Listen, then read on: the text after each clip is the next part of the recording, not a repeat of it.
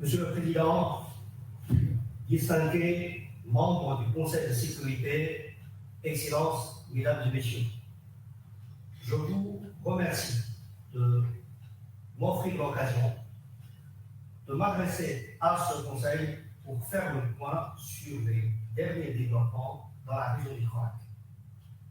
Depuis ma dernière communication en avril,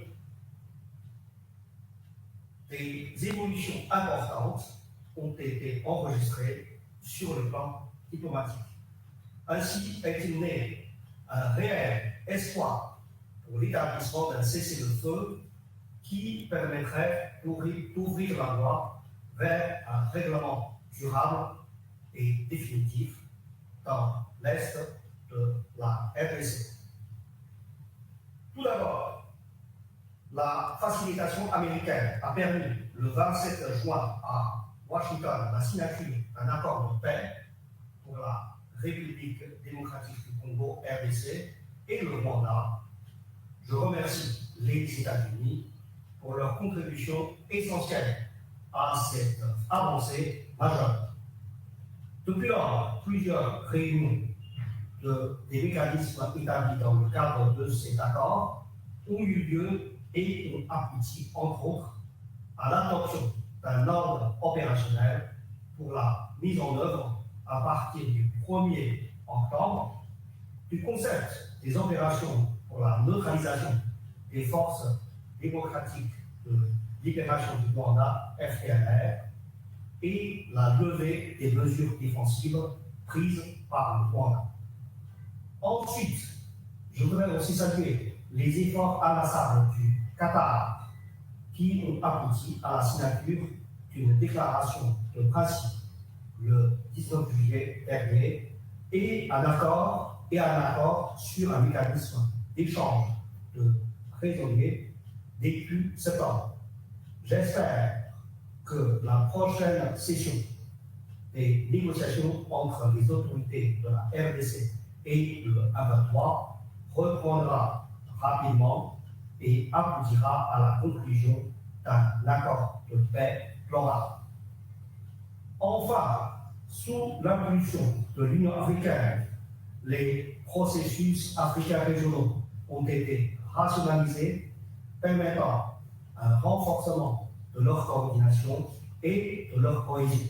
En effet, le 13 août, le sommet conjoint de la communauté de l'Afrique de l'Est, CAE, et de la communauté de développement de l'Afrique australe, SADC, a approuvé la fusion des processus de Nairobi et de Luanda, placés sous le médiateur désigné par l'Union africaine, le président du Conseil de la République togonaise, Faure Gnassingbé, et appuyé par un panel de 5 facilitateurs et anciens chefs d'État agissant au nom de la CAE SADC. Un secrétariat technique conjoint placé sous l'égide de la Commission de l'Union africaine et basé à Addis Abeba est en cours d'établissement. Monsieur le Président, si tous ces efforts de paix africains et internationaux sont louables et prometteurs, ils n'ont cependant pas tenu à ce jour leur promesse. Le cessez-le-feu convenu n'est pas respecté.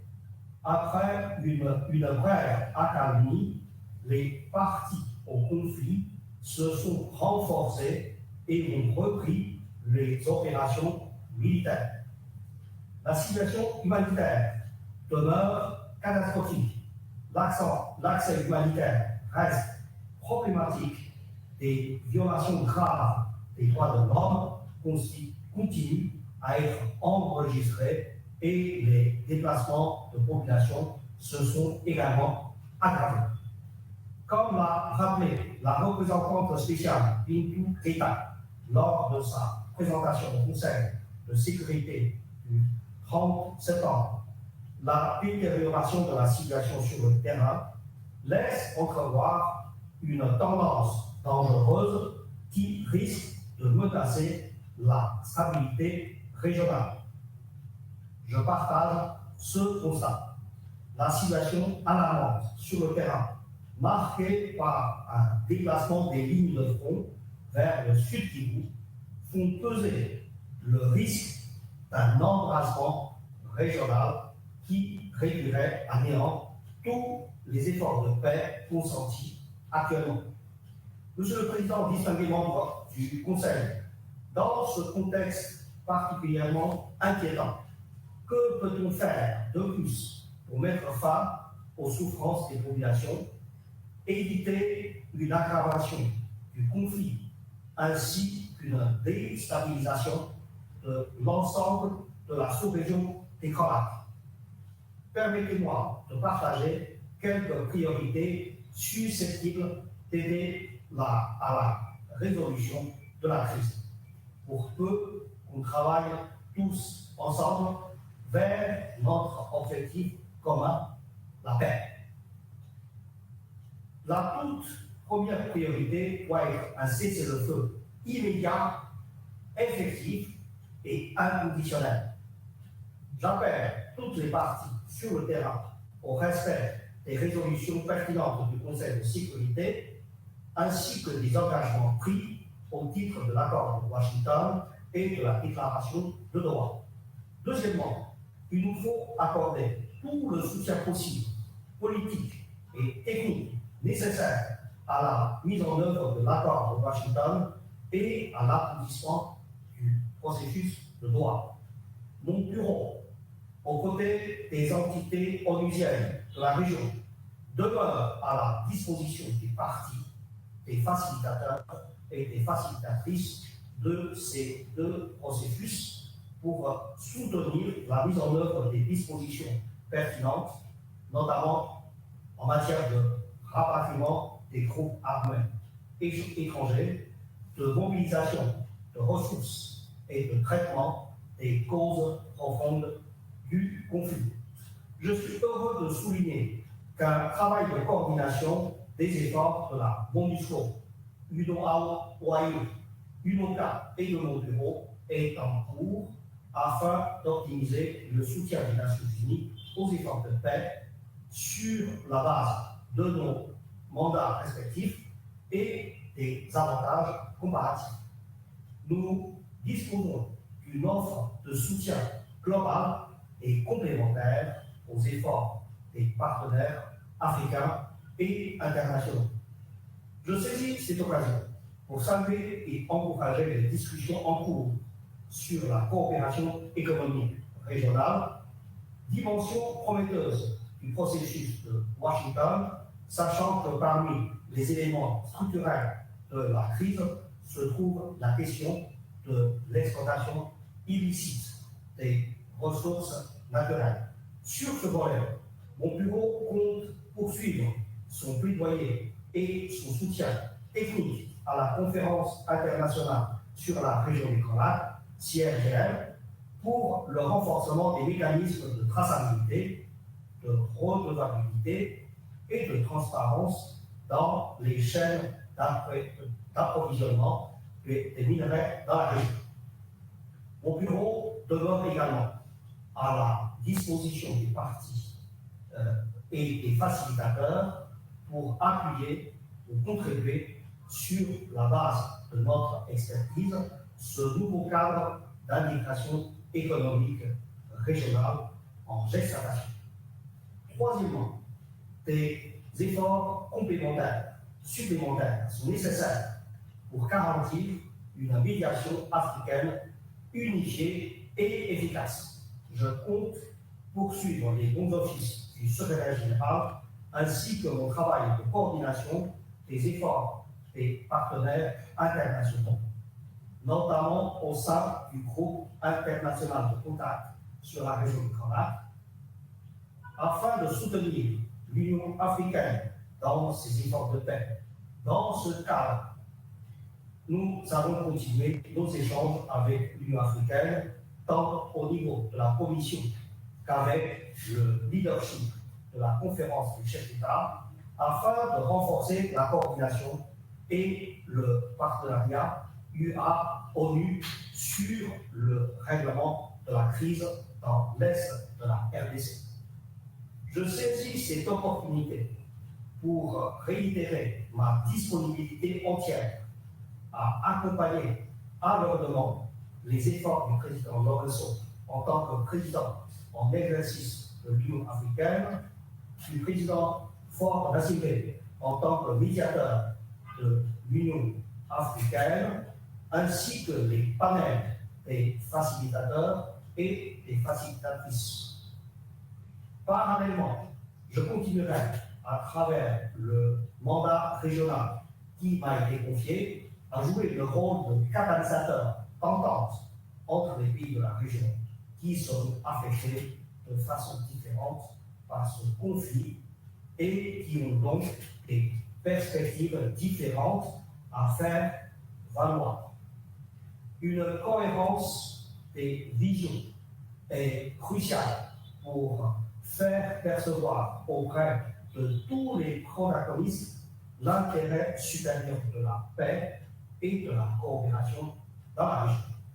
Quatrièmement, il est important de souligner de nouveau qu'il ne peut y avoir de paix durable sans un traitement sérieux des causes profondes et structurelles du conflit. À cet effet, l'accord cadre d'Addis Abeba demeure un outil central tel que réitéré par les pays de la région lors de la 12e réunion de haut niveau du mécanisme régional de suivi tenue le 24 mai dernier en Ouganda.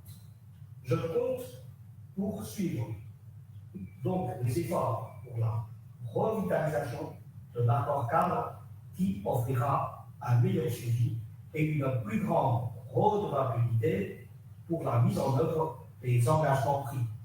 Monsieur le Président, est-il nécessaire de rappeler que cette année, nous célébrons le 25e anniversaire de la résolution 1325-2000 sur les femmes, la paix et la sécurité.